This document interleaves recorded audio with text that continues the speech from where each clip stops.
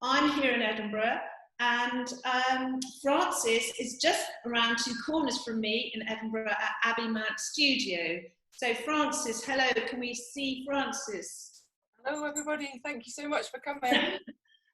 This is Frances Priest, and I'll just say a few words about Frances.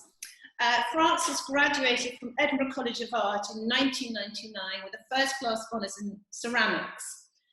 She's gone on over the years to essentially based in HQ in Edinburgh, but has travelled particularly around the Far East, has had numerous residencies here at, say, Cove Park and in Thailand. Over the last few years, she's had exhibitions, A Fine Line in 2018, City Arts Centre in Edinburgh and touring, The Influences of the East at Bowes Museum, Lines from Scotland, which is currently on and online, curated by Amanda Gay, which we're going to be talking a little bit more about the work that Frances is showing in that exhibition. She was also part of Local Heroes' First Ministers collection that was shown last year, 2019, in Nicola Sturgeon's office. And she was in last year's Design Exhibition Scotland at Lyon and Turnbull. Frances is now going to talk specifically about two projects, a commission from Atlas Art of Rathsay, on the Isle of Rathsay, and her work with the Child Corridor at Edinburgh Hospital. So over to Frances, welcome, and thank you so much for allowing us into, I think it's extraordinary to have this be allowed into a domestic working space, a studio space, when we're all denied that at the moment. So thank you so much, and welcome to Frances. So do you want to just kick off? What's on the cushion? What's on the cushion? So this is a commission that I'm working on at the moment, and it's quite a personal piece, really, for somebody who is trying to mark or remember a particular place, so a place called Stradey Island in Australia. And this person approached me and asked me if I would consider making the work, and I was a little bit confused to begin with, because it was about a place that I'd never visited, and it was about a sort of landscape that I wasn't familiar with. And the person said to me, no, I know what it is I'm looking for. And we had a really lovely studio visit, and she looked at my pattern books, my sketchbooks, and she looked at my work, and she started to pick out different motifs, different decorative motifs, and explained to me the associations that they had for her. And I don't know how well you can see that piece, but I'm going to hold this little one up to the camera so you can maybe see it a little better, and you can see some of the motifs that the piece is made up from. And there are things like waves and sand and coral and shells, and suddenly these motifs, which I'd extracted from very particular sort of pattern books and very particular sources, started to take on a different meaning. And I suppose in a way that kind of encapsulates my interest in languages of ornament and how they evolve and change, and how we all bring our own associations and meanings to them. So this has been my kind of lockdown project. It's been my lifesaver during lockdown, because after the first initial 3 weeks where I did close my studio because I was concerned about, as we all were, about how to navigate this kind of extraordinary situation, I realised that it was okay for me to come into the studio. I'm based at Abbey Mount Studios, which is sort of quite near the Parliament, quite near Holyrood Park. It's an old Victorian school building, and there's many artist studios across the building, and I'm in a space on my own. I think this used to be the administrator's office, and because it's a Victorian school, it's got really massive double height rooms, so I'm up in the mezzanine area of the studio at the moment, and a little bit later on we'll go downstairs where all of the kind of dirty clay work happens. So yeah, that's kind of, we've got some... So that's in a very intimate commission where the client has asked you to very much respond to a very personal story, and you've woven in your ideas of kind of landscape, sea, shape, form. And do you want to just, now that you've mentioned ornament, talk about a book that your father bought you as a child, which has been a companion on and off for a number of years. And do you want to just talk about Owen Jones? Yeah, sure. So I am very interested in looking at historical sources and historical reference points, and I'm particularly fascinated by pattern books. My work is about the movement between drawing and object, and pattern books are this sort of hybrid space where things are documented so that other artists, other designers, other craftspeople can then pick them up and do things with them. And I've got a copy of the Grammar of Ornament here, for anyone that's not familiar with it. It's 1856, wasn't it? 1856, and it's a seminal work in British design history. And Owen Jones was at the time very upset with the quality of design that was being manufactured in the UK, and so he compiled this compendium of ornament from around the world, different historical periods, and a set of principles, design principles for people to follow.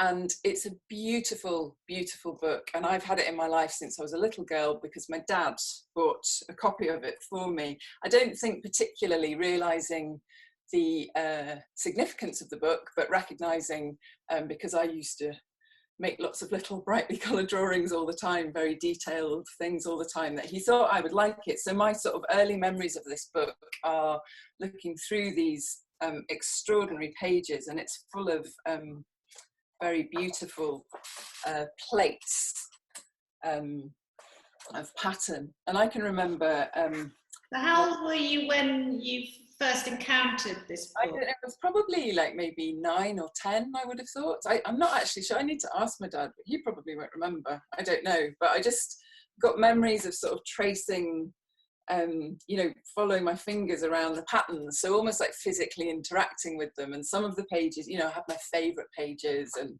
so it's a very personal sort of book. And yeah, actually, this isn't the original copy because I gave it away because when I went to art school, I kind of, gave it up, thought it was naive, thought it was silly, and went off in a completely different direction and sort of got sold on the idea of modernism and ornament being criminal.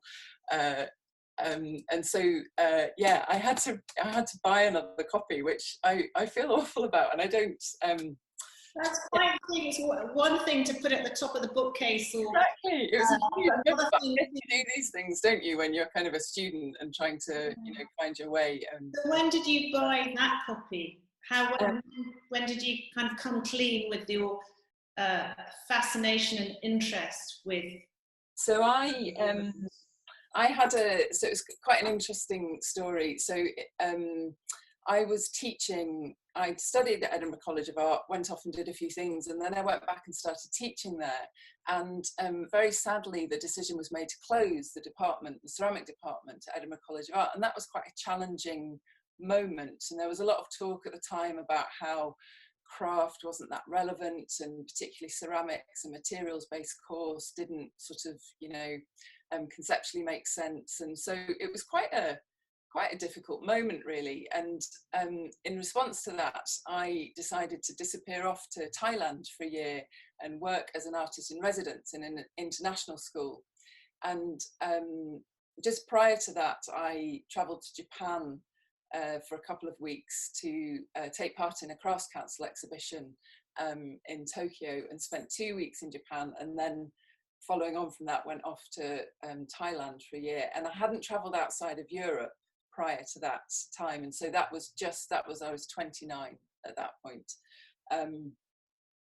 And I think it was just a chance to kind of get away and think about what had happened and try and expose myself to some new things, and ended up visiting these 2 different places where craft and the decorative were primary and were revered and were seen as very kind of high art forms. And I spent a year, I didn't do anything with clay, and I spent a year traveling around Southeast Asia, went to Laos, went to Cambodia, and I came back with files and files of photographs of all of the different pattern and ornament that I'd encountered on buildings, on textiles, you know, beautiful woven cloth, printed cloth, mosaics, and carried on making the work that I'd been making, which was this quite sort of minimal, sort of architectural, very simple work, which had some recognition. And I had a show at Contemporary Applied Arts when I got back, but I had all this knowledge that I wanted to do something with, and that came to fruition through a residency at Cove Park. And that's when I bought this copy of the book, and I admitted to myself that I was in love with the decorative. So, hey! the final declaration. So you have a copy, no more discarding or send it to a second-hand shop. So can you maybe say now, after that first encounter of using your finger to trace the kind of tracery pattern of this vast compendium, how you use it now as an influence, but also something to push against, to be inspired by kind of colour and ornament? Sure. So it's not, to say again, it isn't the only pattern book and it isn't the only source point, but it's such a fabulous resource that I've been working with it for about 5 years, and directly referenced it in a body of work that I made for the City Arts Centre exhibition, A Fine Line, which I think was 2017. Is that right? 2018 and touring. 2018 and touring, sorry. This kind of fascination of how drawing helps to move these languages of ornament forward and how people pick them up and interpret them, I find very interesting. And I think the Grammar of Ornament is a really fantastic example of that. And I've spent time looking at the original folios, which are chromolithographically printed. I've been to the drawing and print, that was at the National Museum of Scotland, you have a very beautiful copy. I've been down to the V&A, to the drawing and print library there, to look at the original sketches, the original gouache and watercolour sketches that Jones and others made, that then, you know, were transferred into chromolithographic prints. And the kind of process that this one person has gone through to make their selection of what they think, you know, is the epitome of wonderful ornament, basically his taste. And he's used particular processes to interpret that. So he's added to the evolution, he's added to that language moving forward, and then other people are going to pick that up and do things with it, which is what I'm doing with this work, is picking it up and making marks into clay, so drawing into the surface of clay. And I think Helen's got a few slides of process that she could maybe flick through that show you the drawing into the surface of the clay and then the oxide going into the clay. So I guess I'm kind of contributing to that evolution, but I think I'm also pushing against Jones, because it's incredibly you know, authoritarian, the way that it's written, and there's a set of principles that he's saying this is what you must follow, and obviously that's a very sort of Victorian approach, very typical of the time. And so I'm kind of pushing against all of that and just doing my own thing, and really responding to the entirety of the book and the way that you look at the different pages, and you've got all of these different samples pushing against one another and playing off one another. And so that kind of feeling of joy, and sort of, you can almost fall into the pages of the book, they're so beautiful. And I'm trying to sort of capture that within the work.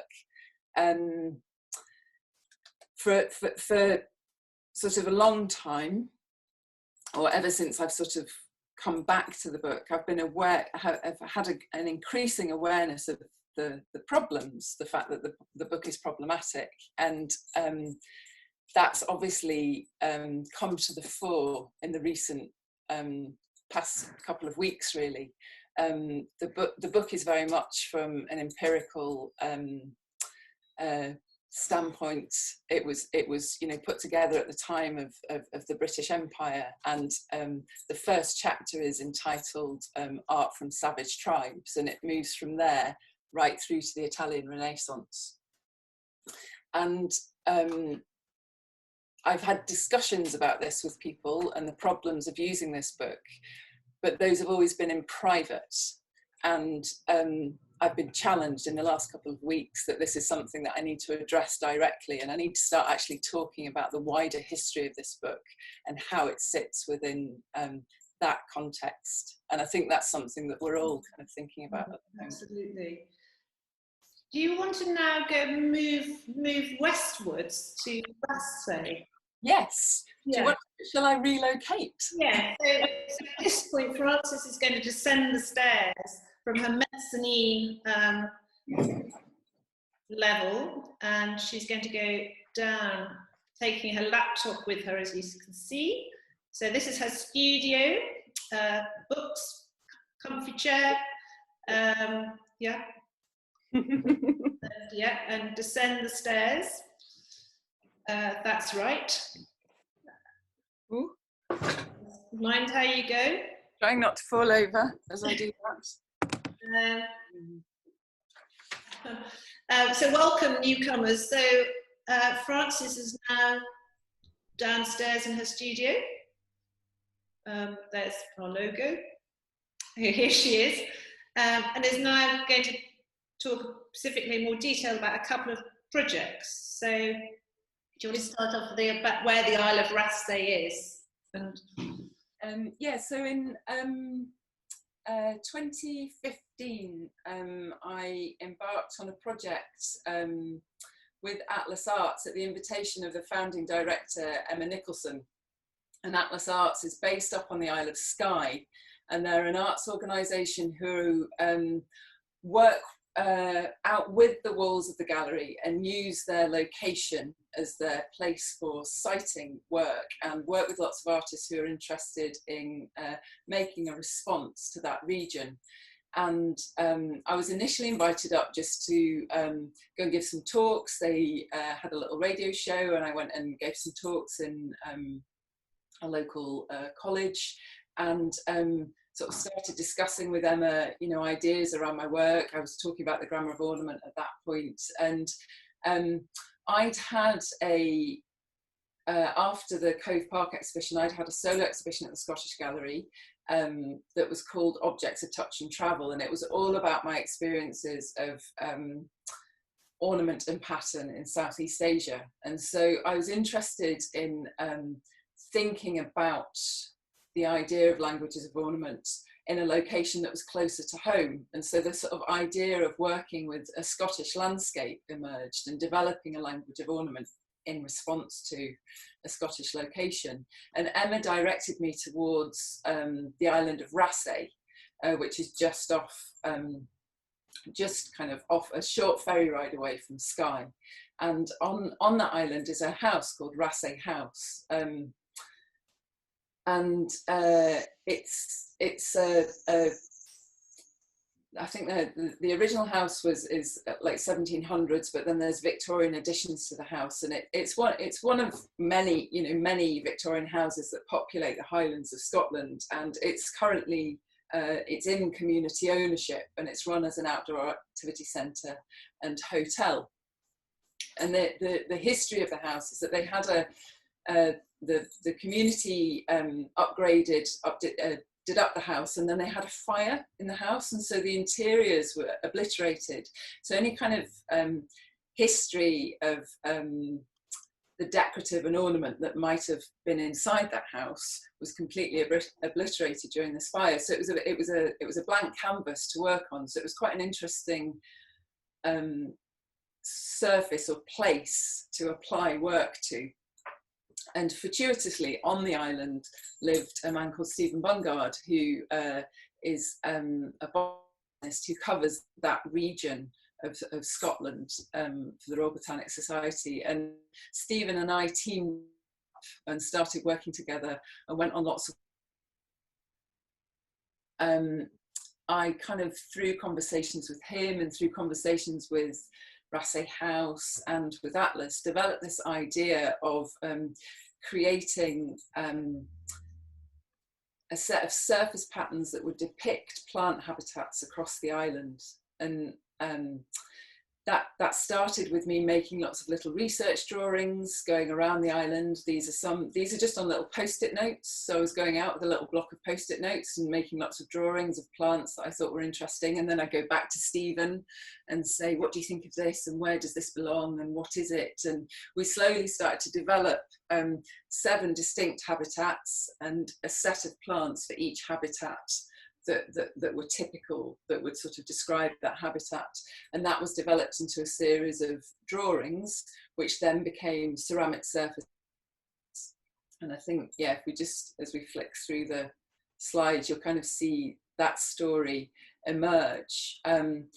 Alongside these ceramic pieces that were dotted around the public spaces of the house. So there are tiles that were inserted into windowsills around the house. There were door handles and there were finger plates. So they were all quite sort of intimate, things that we could touch, which actually at the moment, I guess, is quite poignant. But the idea that you would have a physical encounter with those that might spark your curiosity and might lead you out into the landscape and start to discover the plants that are in the landscape. And to help aid that, we created an illustrated map of walks across the island. So you could walk to the bog habitat, or you could walk to the coastal habitat, and you could try and spot some of the plants along the way. And this project, I guess, pulled together lots of threads of thinking that I developed through a whole series of residencies that I'd undertaken after that solo show at the Scottish Gallery. I didn't make work for galleries for a while. I started to undertake lots of residencies in different places. I worked in Yorkshire for a little bit and responded to plaster work in a Tudor building. So I was looking at, lots of different decorative reference points. And I think those experiences allowed me to develop this work that was very much of its place and very much in response to speaking to people and talking to people. And it really developed my drawing skills as well, and really challenged my drawing skills, which was really a really positive thing. And this show has come back into focus again recently, because drawings and sketches and samples from that body of work are part of an exhibition called Lines from Scotland, which is a 5 contemporary exhibition that's been curated by Amanda Game. And that's, it was on show in St Andrews, and then it was meant to be on a little tour at the moment, but it's in lockdown. So there's a whole set of insights going online from Amanda, the curator, and from different artists who are part of the exhibition. So we're trying, that's 5 Contemporary being very resilient and innovative and trying to bring that exhibition online. It's also had another life because in response to us all being in lockdown, I suddenly decided that I would make a colouring book available for people to download for free. So as part of the project, Atlas Arts asked me to make a series of artist editions, and there's a couple of examples here. So we made a whole set of vases which featured the different habit patterns from the different habitats, and we also made a colouring book. And so the idea was that, you know, you could visit the island, and then if you wanted to, you could encounter the work, and then there was something physical that you could take away to sort of like a souvenir, I guess, of the project. And so I got in touch with Atlas Arts and said, why don't we make this colouring book available for free as a download? Because everyone's stuck at home and we're sort of all looking for things to do. So that's been lovely. And Ainsley Roddick, who's the current director of Atlas Arts, has made that happen. And I think we've had about 3,000 hits on that. So it's really nice to think that during lockdown, people have still been travelling to Rassay and encountering the plants and at least doing a bit of armchair travelling, if nothing else. Maybe just on that point, because we've spoken before about your work and drawing, and when I've seen the drawings, I've been so taken by them because they are drawings, very much not a sketch. And maybe how those, because particularly with the how were you drawing? Did Rasay focus your mind on drawing in a way it hadn't before? Drawing's always been integral to your practice, but just to maybe elaborate a little bit on your relationship to drawing and the making of work. Yeah, so I think, I mean, essentially I see the ceramic work as drawing. It's just that I'm using clay as a canvas, as a ground to make marks into. I treat the glaze like I would treat a gouache paint. I buy commercial ready mixed glazes, so it is a little bit like buying a tube of paint, and I can mix those together. And so drawing has always been the starting point for the work, and has been the thread right the way through from college. But I think it's always been in the background, and it's always been quite a private activity, I guess, or drawing on paper anyway. But the Rasay project, I guess, pushed the drawing to the front a little bit more, and so the eventual presentation wasn't just in ceramics. You know, there were drawings that were on the map that we produced, and on the colouring book. So. And I think it made me a little bit more confident about my drawing. And then in the City Arts Centre exhibition, actually, I had shown in other shows that I'd had at the Scottish Gallery, I did with the much earlier work, I had always maybe popped up one or two drawings. So I'd always like sort of flirted with it, but it had always been slightly shyly and at the side. But interestingly, during this period of time where we've all been spending a lot more time at home, I've set up a little drawing studio at home, and for the first 3 weeks didn't know what to do, and I was very not feeling creative at all. And the commissions that I've been working on in the studio, all of the creative work had happened, all the design work had happened prior, so actually this process of making has been much more kind of meditative and much more focused on the making rather than like the creative generation of something new. But the Artist Support Pledge, which is an initiative that I think a lot of people have been aware of, kind of nudged me towards making some drawings in the studio that I could maybe try and sell, basically, to generate some income.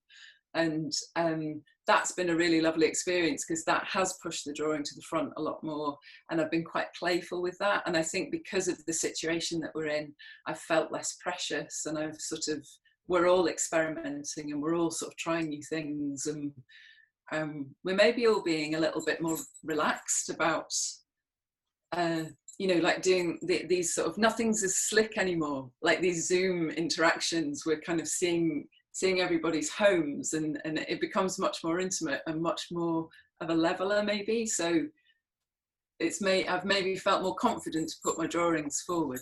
Yeah, so where that goes, yeah. Quite a few designers and artists have had to make up, a small slice of kitchen table is where you can draw or experiment and have license to break out of maybe normal habits. So that's it is that sense of exploration, experiment. And as we talked before with chalk plaster, about using what's near to hand, what's portable, what's local, and can be that the idea of getting back to the hand of drawing rather than big tools or kilns. But maybe now, do you want to go on and talk about the tiled corridor? Yeah, sure. Which is, and we'll bring up images in a minute, but this is last year at Design Exhibition Scotland, Frances showed a kind of, I never know, a kind of an example of it. It was a new work, but it was very much taken from the tiled corridor.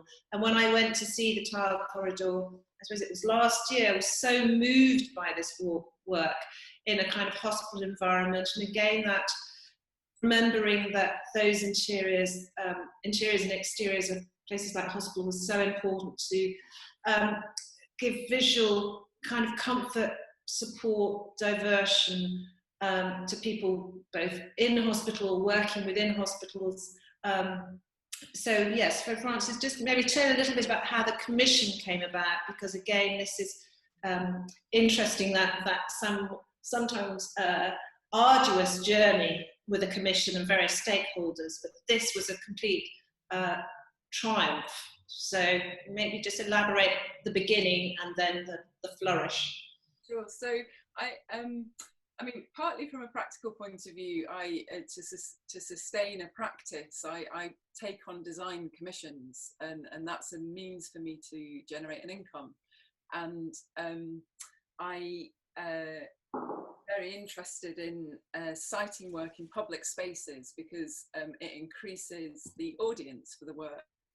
And I think that grew out of sort of feeling a little bit tired of having exhibitions in predominantly commercial spaces, which were certainly when I graduated, and sort of for the first, sort of few years after graduating, commercial spaces were the main spaces that craft was exhibited. And so the idea of sort of breaking out of those spaces and putting the work, applying the work to the world, I suppose, has always been really exciting and fascinating. And I guess when you work with craft and you work with design, responding and pushing up against the world and responding to briefs is sort of, something that I get excited by. And so healthcare settings have become a place that I was interested in making work for, because I think that siting work in these spaces is really important, because the sort of nourishment and the healthcare that they provide is very important, not only to the patients, but also to families and to staff that work in these environments. And so I've undertaken a whole series of commissions over the years, quite small scale, and often working with sort of drawing and graphics that are applied to walls as vinyl. So I was approached by Edinburgh Lothian and Health Foundation to propose an idea for a commission for the new Royal Edinburgh Hospital building, which is in Morningside. And the Royal Edinburgh is a hospital that specialises in mental health conditions, and it desperately needed new buildings there, new wards, new spaces for a very long time. And I was approached with a brief that was, again, the idea of something that was about wayfinding and navigating around the hospital, but was essentially going to be a work in vinyl.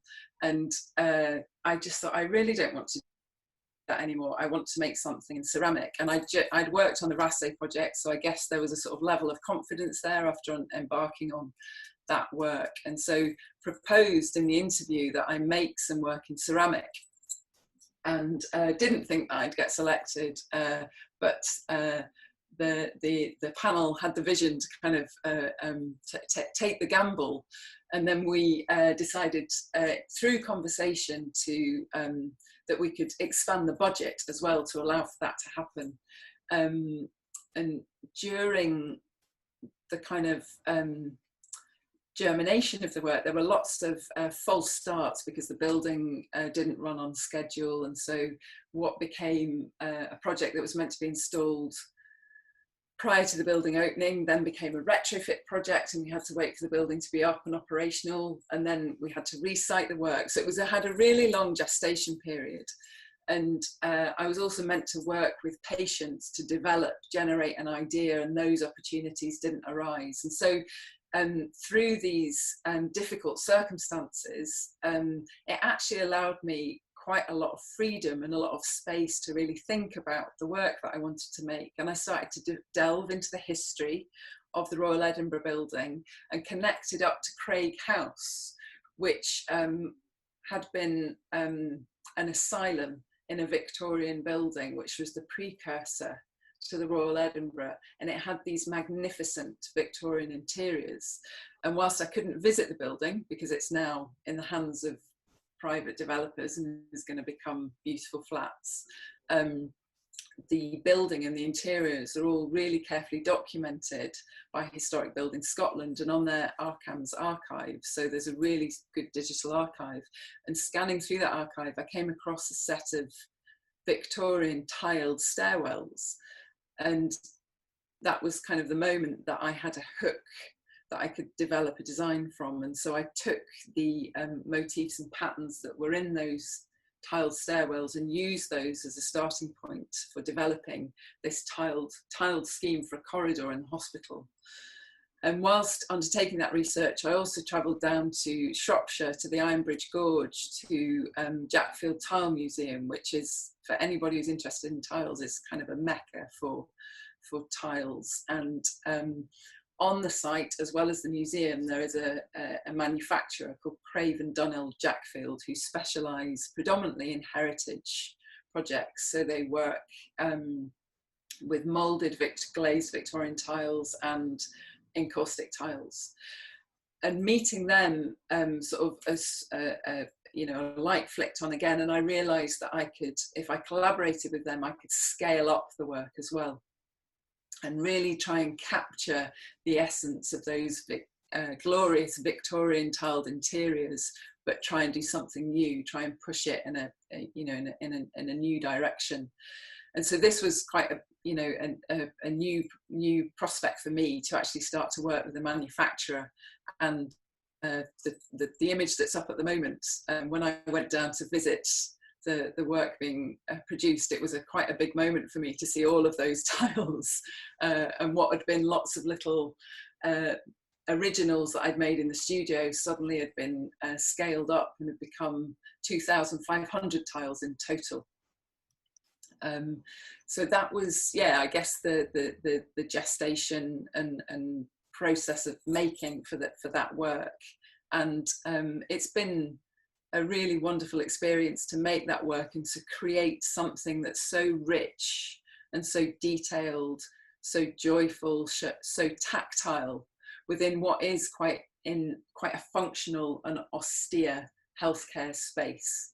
And when I went with you to visit, and there were a number of patients and nurses who work in kind of lingering in the corridor, because it was, yes, you could touch it, you could kind of befriend it, you could look at it, you could see it from afar, the glow, but also draw near and look at the kind of crackle on the and the colour of the glazes. And I think that's what was so brilliant, to see that engagement and that sense that care about that corridor. That it wasn't just any corridor, it was the tile corridor. And I think that was, yeah, I found it incredibly moving. And how the receptionist said, yeah, we've got lots of people that just come and look and wander, and it's a place where you could linger as well as kind of walk through. And I think that's what I found incredibly moving. Maybe on that note, you can move on to the latest good news.